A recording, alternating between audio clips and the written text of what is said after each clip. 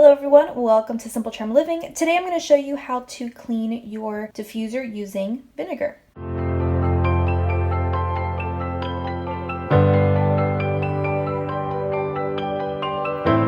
As you can tell, the inside of my diffuser actually has not been used in quite a bit of time, so you do see this buildup all around it. We are going to fill it up with some water halfway. We're going to add some vinegar to it. So I'm just going to pour in a little bit.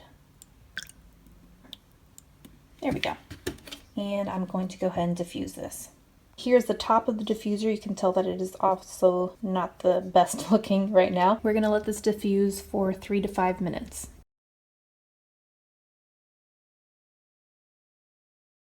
So the first thing we're going to do is drain it out after it has been diffused. And then I'm going to take a cotton pad and wipe the inside of it.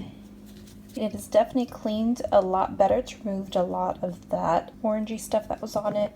So I think it looks good. I'm going to take a little bit of rubbing alcohol onto a Q-tip and clean that inside chip, mist chip.